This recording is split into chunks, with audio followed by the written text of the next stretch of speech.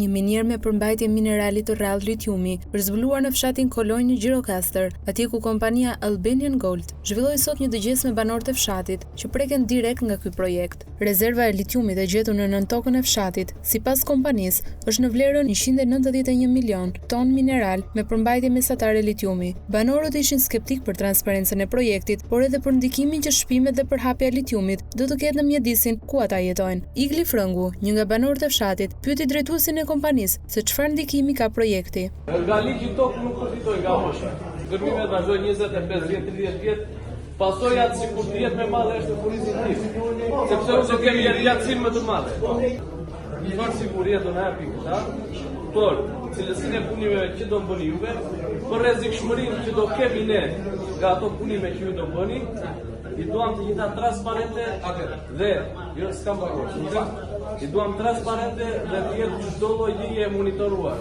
Se litiumi është diçka që nuk njihet për Shqipërinë. Ku nuk jeton as Tirana, as Ministria, as kryetari i bashkisë, as bashkia, por jetojmë ne.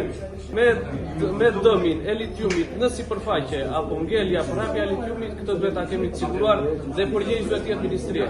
Jo ju se ju jeni kompani private. Të njëjtin shqetësim e ngriti edhe një tjetër banor i fshatit, Beqir Gjika, dikur ish kryekomunar i zonës, pyeti privatin për garancitë e projektit. Ne na duhet një kohë ta gjykojmë, ta mendojmë, a çlirohen gazra, a është i dëmshëm për komunitetin. Juve thatë që unë e kam mbyllur çdo gjë, thatë, dhe u kam marrë dhe juve të flisni kështu.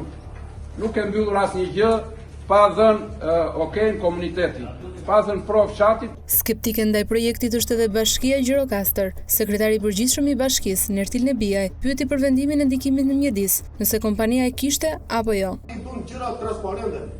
Jemi shumë dakord, do të zhvillohet shumë mirë, të zhvillohet, dikon do të zhvillohet, të vazhdojë jetuar, shumë mirë, por të bëjmë transparente gjëra. Ne nuk e dimë se në çfarë faze jemi, brash miratuar VNM-ja, nëse i referohemi VKM-s. Por çfarë pretendon privati? Kompania Albanian Gold thotë se ka bërë shpime për 4 vitet e fundit në këtë zonë, ku ka rezultuar se është gjetur një rezervë shumë milionëshe litiumi. Në këtë zonë, kompania kërkon të marrë 0.9 km2 për të shfrytzuar. Peizazhi i kësaj zone është i njohur në të gjithë krahinën e Kurveleshit, ndërsa toka ku mendohet se ndodhet litiumi, deri më tani është përdorur nga banorët që jetojnë në zonë dhe merren me blegtori.